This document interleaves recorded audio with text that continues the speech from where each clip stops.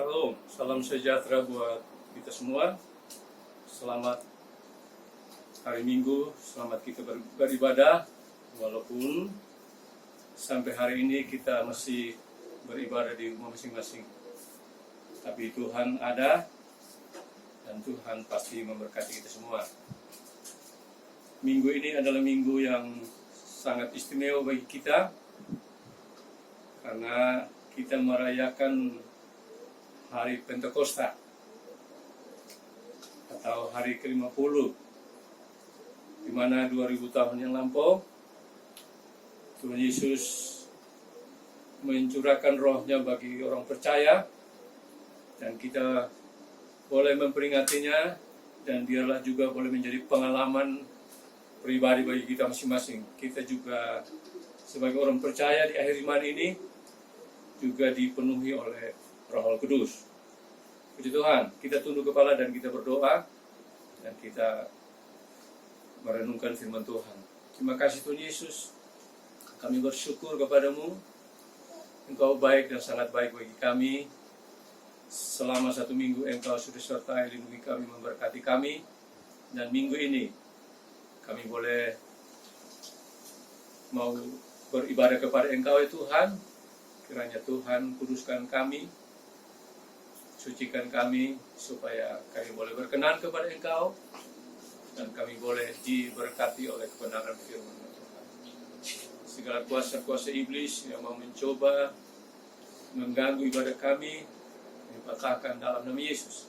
Diundang Roh Kudus hadir memimpin ibadah kami dari awal, pertengahan sampai akhirnya, sehingga kami boleh menikmati berkat-berkat Tuhan. Dalam nama Yesus kami sudah berdoa dan mengucap syukur. Haleluya. Amin. Tuhan, kita buka Alkitab kita dan kita membaca di dalam Kisah Rasul pasal yang kedua, ayat yang pertama sampai ayat yang keempat.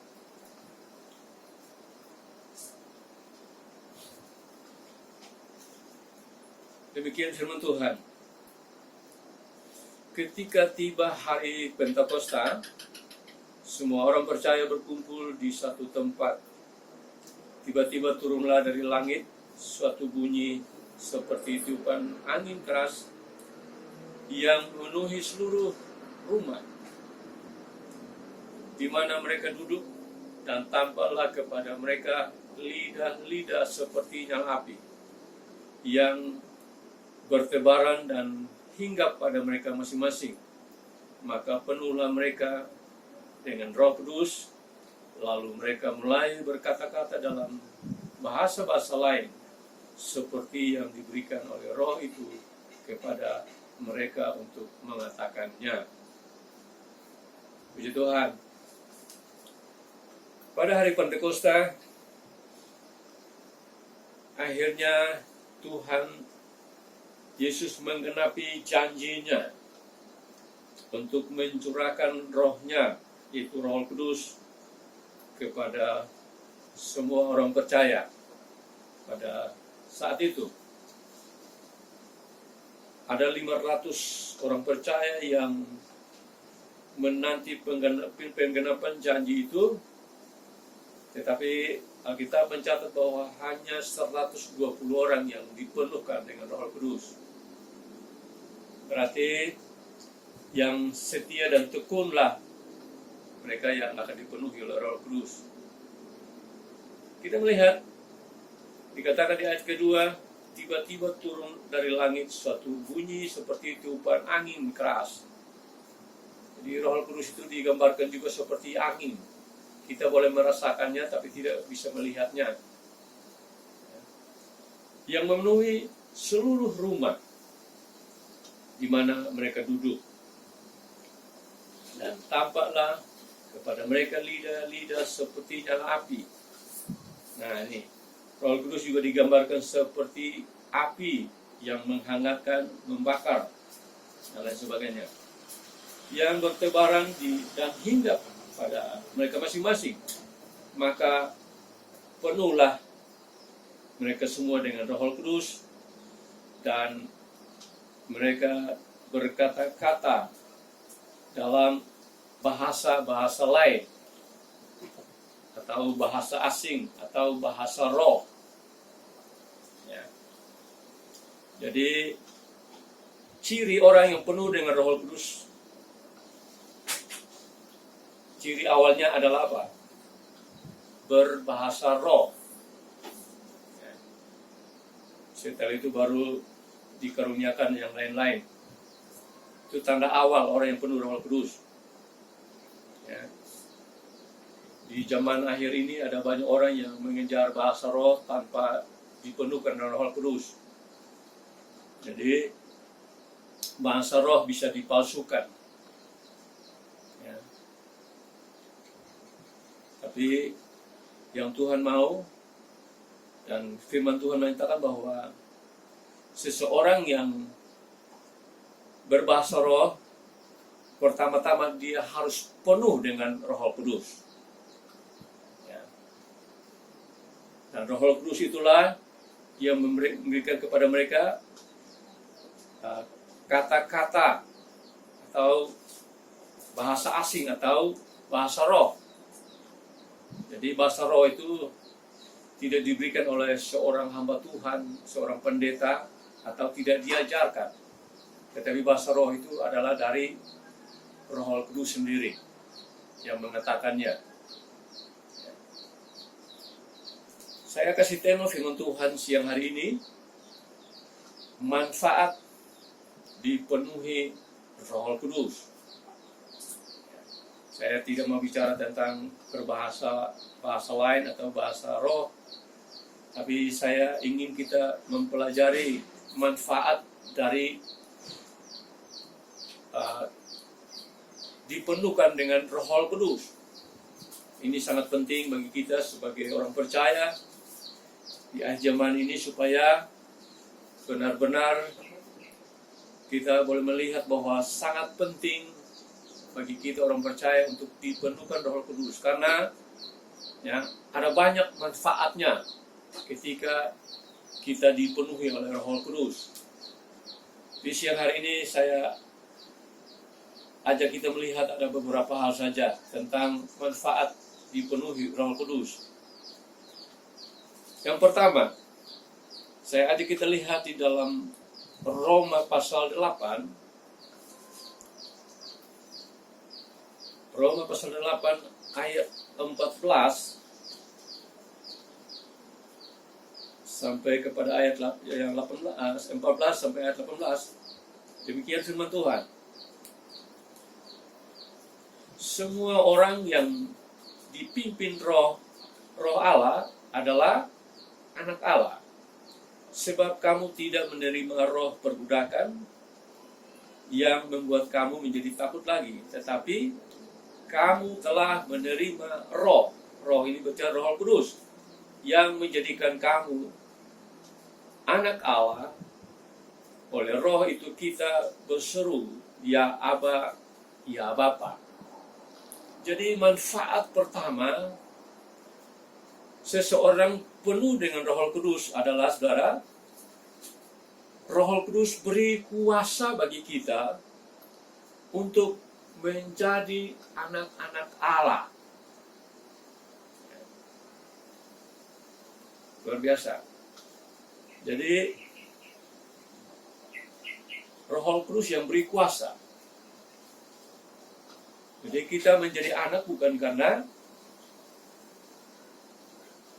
siapa-siapa, tetapi kita menjadi anak Allah karena pekerjaan Roh Kudus. Roh Kudus yang beri kuasa bagi kita untuk menjadi anak-anak Allah. Siapakah kita ini, saudara? Kita ini, Alkitab katakan bahwa adalah orang-orang berdosa. Tetapi kita bersyukur Yesus boleh menebus kita menjadi anak-anaknya, dan Roh Kudus juga apa, saudara? Boleh memberi kuasa bagi kita supaya kita harus menyadari bahwa memang kita ini adalah anak-anak Allah. Coba kita lihat di ayat yang ke-15 itu. Sebab kamu tidak menerima roh perbudakan. Ya, dulu ini kita diperbudak oleh roh iblis, oleh dosa yang membuat kita takut. Tetapi dikatakan kamu telah menerima Roh Kudus. Jadi ketika kita terima Yesus sebagai juru selamat, kita sudah terima Roh Kudus, tetapi belum penuh. Nah, oleh Roh itu, ya, kita berseru, ya Aba, ya Bapa. Ya. Jadi kita dapat berseru, ya Aba, ya Bapa, karena apa? Karena pekerjaan Roh Kudus di dalam hidup kita. Karena Roh Kudus yang memenuhi hidup kita. Sehingga kita dapat berseru, ya Aba, ya Bapa. Ayat 16, Roh itu bersaksi bersama-sama dengan roh kita bahwa kita adalah anak-anak Allah. Jadi status kita, ya, dulunya adalah, ya, orang-orang berdosa, dulunya adalah budak-budak kuasa iblis, kuasa dosa, tetapi karena Yesus dan karena Roh Kudus, kita mendapat status baru, menjadi anak-anak Allah. Ya. Sehingga kita dapat berseru kepada Allah, ya Aba, ya Bapa. Dan kalau kita lihat ayat seterusnya, dikatakan kalau kita adalah anak, maka kita adalah ahli waris daripada Bapa. Kita akan mewarisi kerajaan surga.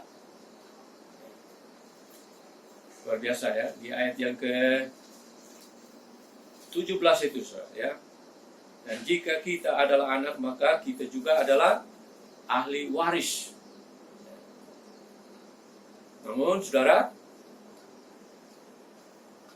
kalau kita lihat ayat seterusnya, maksudnya orang-orang yang berhak menerima janji Allah yang akan menerima bersama-sama dengan Kristus, yaitu jika kita menderita bersama-sama dengan Dia, supaya kita juga dipermuliakan bersama-sama dengan Dia, yaitu Yesus. Jadi, saudara, kita akan mewarisi kerajaan Allah. Ya. Apa yang menjadi milik Bapa adalah menjadi milik kita. Itu akan diwariskan kepada kita di saat nanti Yesus datang kembali pada kali kedua dan membawa kita masuk ke dalam surga. Kita akan menjadi ahli waris daripada Bapa. Dan bukan hanya ahli waris, saudara. Mungkin saudara bertanya, lalu bagaimana dengan keadaan kita di bumi ini? Ya, percayalah, di bumi ini juga Dia Bapa yang bertanggung jawab. Dia selalu memperhatikan kita, mempedulikan kita, memenuhi segala kebutuhan-kebutuhan jasmani kita. Ya. Selama 2 bulan ini, ya, COVID-19 melanda bangsa kita ini, ada banyak, ya, orang mengeluh, susah, di PHK dan lain sebagainya. Tapi, ya, kita melihat di sisi lain, Allah tidak pernah lepas tangan. Bapa tidak pernah tinggal diam. Dia selalu memberkati kita dengan caranya yang ajaib. Ya. Sehingga sampai hari ini kita masih sehat, masih diberkati dalam hal-hal jasmani rohani. Karena apa? Karena Allah Bapa sendiri yang memberkati kita. Dan bukan hanya Tuhan memberkati kita di saat nanti di surga dan secara jasmani, rohani, bumi, tapi firman Tuhan juga katakan bahwa apa, saudara? Kita juga akan menerima kemuliaan bersama-sama dengan Kristus. Ya. Tapi syaratnya, kita mau bersedia menderita bersama-sama dengan Yesus. Seringkali, ya, kita sebagai anak, kita mau hidupnya yang enak, yang mulus, kita menolak, ya, bahkan kita marah, kita bersungut kalau Tuhan izinkan kita mengalami penderitaan dalam hidup kita. Tapi saudara, firman Tuhan katakan bahwa apa? Ya, kita nggak usah takut menderita, karena kalau penderitaan itu yang diizinkan oleh Tuhan, maka Tuhan akan menolong kita. Ya. Dan di balik semua penderitaan yang kita alami, saudara, ternyata ada kemuliaan yang Bapa siapkan bagi kita. Sehingga ayat 18 katakan bahwa sebab aku yakin bahwa penderitaan zaman sekarang tidak dapat dibanding dengan kemuliaan yang akan dinyatakan kepada kita. Luar biasa. Jadi ya memang kita ini sudah, Roh Kudus sudah beri kuasa bagi kita menjadi anak-anak Allah, dan kita akan mewarisi kerajaan surga dan kita dijamin di bumi ini. Tapi apabila Tuhan izinkan kita mengalami penderitaan, sakit penyakit, kekurangan, kita tidak usah takut, kita tidak usah marah, tidak usah bersungut-sungut. Kita tetap jalani saja bersama dengan Tuhan. Karena di balik semua itu ada kemuliaan yang Tuhan siapkan bagi kita. Puji Tuhan. Manfaat yang kedua, kita dipenuhi oleh Roh Kudus. Masih tetap dalam Roma pasal 8. Manfaat yang kedua, Roma 8 ayat 26 dan 27.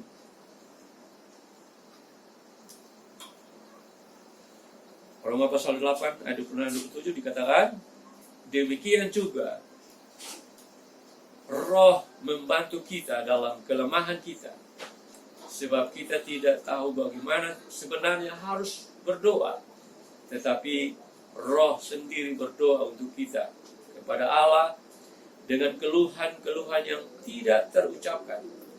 Dan Allah yang menyelidiki hati nurani mengetahui maksud Roh itu bahwa ia sesuai dengan kehendak Allah berdoa untuk orang-orang kudus. Puji Tuhan. Jadi manfaat yang kedua, ya, orang yang dipenuhi Roh Kudus, Roh Kudus membantu dia dalam kelemahannya. Lalu yang kedua, Roh Kudus membantu dia dalam berdoa kepada Bapa di surga.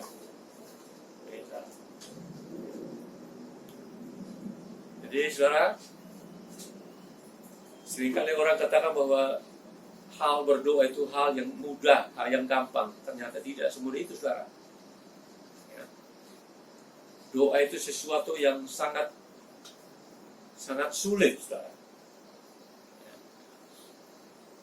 Jadi kadang-kadang orang berdoa makan, oh gampang. Terima kasih berkat ini, dan bersyukur, amin, makan, selesai. Tapi saudara, doa-doa yang lain, saudara, bukan perkara mudah, saudara. Ya.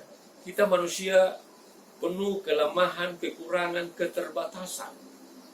Apalagi ketika kita dalam pergumulan masalah yang berat, saudara, kadang-kadang kita tidak tahu bagaimana caranya berdoa. Doa yang berkenan kepada Tuhan itu bagaimana. Tapi di saat kita tidak tahu bagaimana caranya berdoa, Roh Kudus datang untuk memimpin kita, membantu kita, menolong kita untuk kita dapat berdoa dengan benar sesuai dengan kehendak Bapa di surga. Jadi sangat penting, saudara, kita dipenuhi oleh Roh Kudus, karena Roh Kudus selalu, ya, dia mau membantu anak-anak Tuhan yang percaya kepada Dia. Ya. Kita lihat dikatakan apa, saudara? Saya baca sekali lagi ayat 26.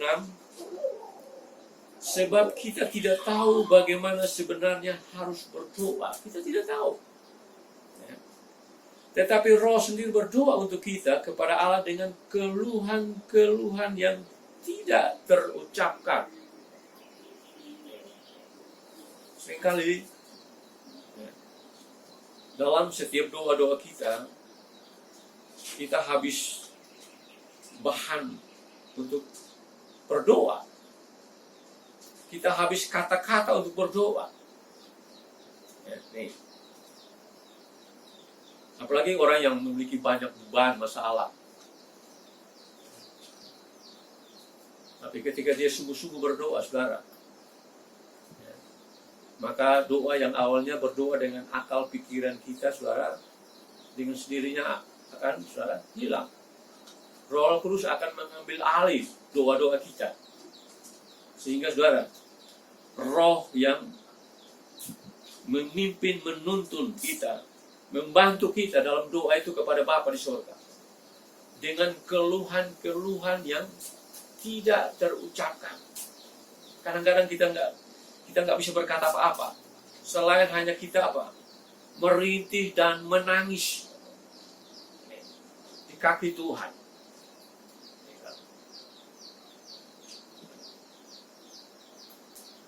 Nah, saat itulah Roh Kudus membantu kita dalam doa itu. Bukan lagi kita yang berdoa, tapi Roh yang mengambil alih, yang memimpin, yang mengatur, ya, doa-doa, menyempurnakan doa-doa kita kepada Bapa di surga. Sehingga di ayat 27 katakan, dan Allah yang menyelidiki hati nurani mengetahui maksud Roh itu. Ya. Allah menyelidiki hati nurani kita saat kita dalam doa. Saat Roh berdoa, Roh Kudus berdoa buat kita. Allah dikatakan menyelidiki hati, mengetahui maksud Roh itu. Maksud Roh Kudus yang membantu kita dalam doa itu. Bahwa ia sesuai dengan kehendak Allah berdoa untuk orang-orang kudus. Percayalah saudara, kalau saat kita berdoa, lalu Roh Kudus membantu kita, saudara, maka pasti doa-doa kita itu, saudara, berkenan dan Allah akan menjawabnya indah pada waktunya. Seringkali kalau kita berdoa tanpa dipimpin, dituntun Roh Kudus, kita hanya berdoa untuk kebutuhan jasmani kita sendiri. Kita nggak peduli dengan orang lain. Tapi ketika Roh membantu kita dalam doa, saudara, kita dapat berdoa syafaat buat orang lain. Makanya ada satu ayat di dalam Efesus, Rasul Paulus nasihatkan pada jemaat di Efesus. Coba kita lihat Efesus pasal 6 ayat yang ke 18 sampai ayat 19. Dalam segala doa dan permohonan, ya, berdoalah setiap waktu di dalam Roh. Roh ini Roh Kudus. Ya. Jadi setiap kita mau berdoa itu, kalau bisa, kata firman Tuhan, berdoa dalam Roh. Minta Roh Kudus turut serta di dalam doa kita itu. Ya. Wow, alangkah indahnya, saudara, kalau kita berdoa dalam Roh setiap waktu itu. Waduh, indah, saudara. Kita rasakan Tuhan itu dekat dengan kita. Kita rasakan Tuhan memeluk kita. Kita rasakan beban yang berat, persoalan yang berat, Tuhan angkat. Sehingga ada kelegaan yang kita alami. Ada pertolongan, ada mujizat yang kita alami. Ya, ini luar biasa, saudara.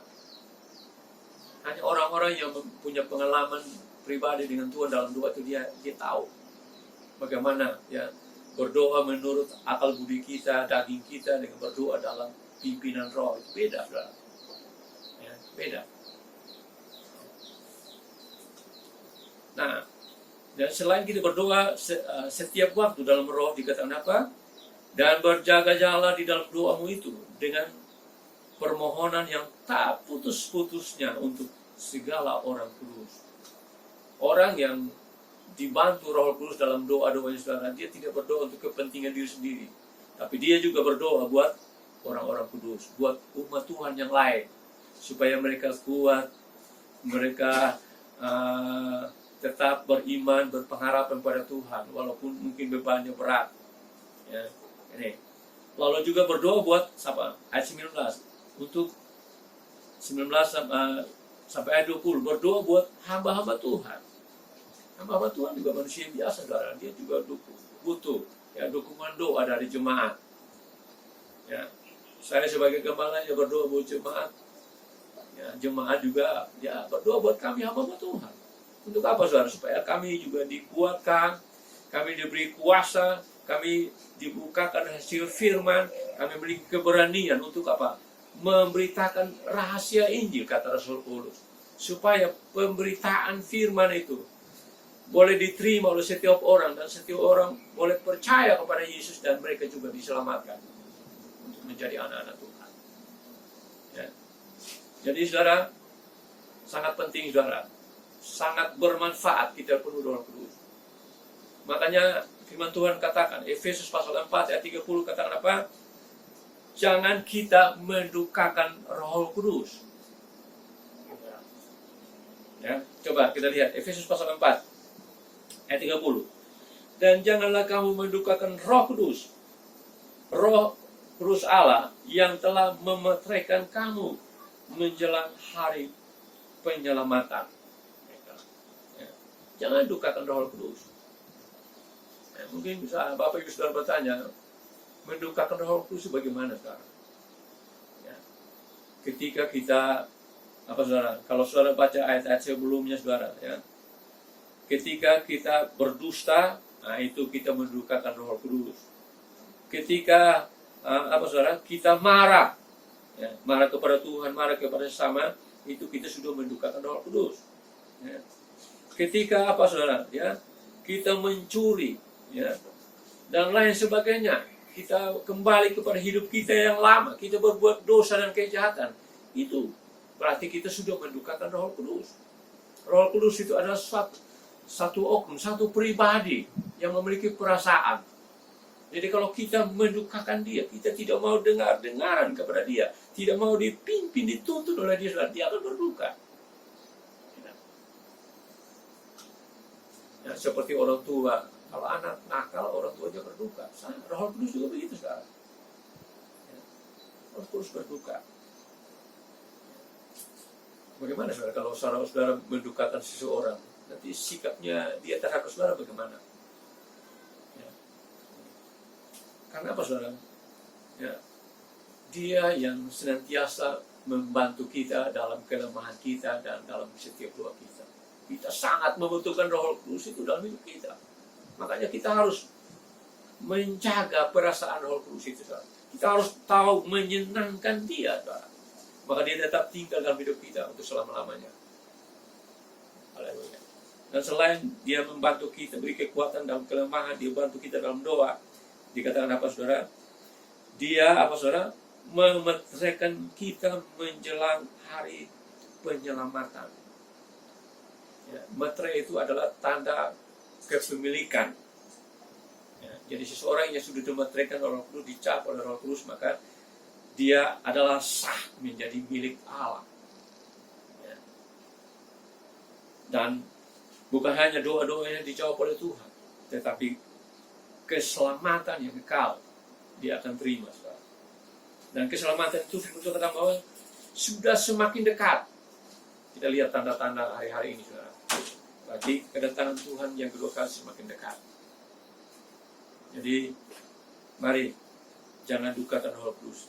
Kita harus tetap menyenangkan dia, hidup sesuai dengan kehendaknya, supaya dia tetap dia bersama kita untuk selama-lamanya. Yang terakhir saudara, yang ketiga, manfaat penuh dengan Roh Kudus.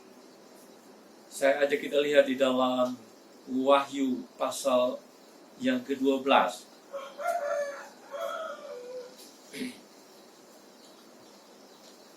Wahyu pasal 12.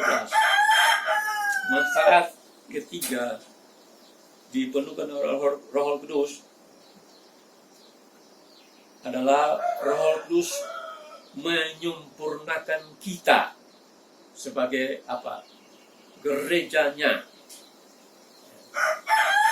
Jadi kita tidak menjadi gereja yang biasa-biasa saja, tapi menjadi gereja yang sempurna seperti Yesus. Dan itu adalah pekerjaan Roh Kudus. Ya. Kita tidak bisa menjadi sempurna seperti yang diinginkan oleh Yesus dengan kekuatan kita, tapi semua karena pekerjaan Roh Kudus. Makanya kita harus penuh dengan Roh Kudus. Kalau kita lihat dalam Wahyu 12 ini, saudara, ayat yang pertama itu, saudara, perempuan yang bersuluh matahari dengan bulan, dan di bawah kakinya ada sebuah mahkota yang dari 12 bintang atas kepalanya. Ini berbicara tentang gereja yang sempurna. Ya, gereja yang sempurna. Gereja yang sempurna ini yang akan menjadi pengantinnya Kristus. Jadi manfaat yang ketiga, kita penuh Roh Kudus akan menyempurnakan kita sebagai gereja Tuhan, sempurna seperti Kristus. Ya. Dan kalau kita sempurna, saudara, maka saudara, ya, kita akan disingkirkan ke padang gurun selama 3,5 tahun. Dijauhkan dari apa, saudara? Dari masa antikris yang akan menguasai bumi selama 3,5 tahun. Kalau saudara baca Matius pasal 25, ada 10 anak darah. Ada 5 yang bodoh, ada 5 yang bijaksana. 5 bijaksana itu berkata gereja yang sempurna. Dia punya pelitanya apa, saudara?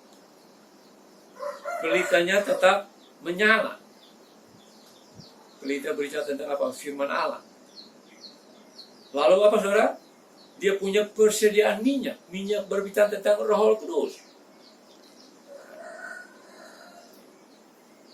Itu ada gereja yang sempurna. Makanya kita lihat, saudara, di ayat 14, Wahyu 12. Dikatakan apa, saudara? Nah ini. Ya, gereja yang sempurna akan disingkirkan ke padang gurun jauh dari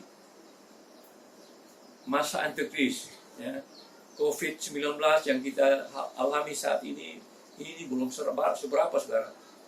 Tetapi nanti saat antikris menguasai bumi ini, saudara, ini lebih dahsyat, saudara. Ya. Makanya kita perlu penuh Roh Kudus supaya apa, saudara? Roh Kudus menyingkirkan kita sebelum antikris itu datang. Ya. Coba kita baca Wahyu 12 ayat 14. Kepada perempuan itu gereja yang sempurna, diberikan kedua sayap dari burung kasar yang besar. Ya. Dua sayap ini berbicara tentang firman dan Roh Kudus. Ya, ini. Jadi kita harus penuh dengan firman dan juga penuh dengan Roh Kudus.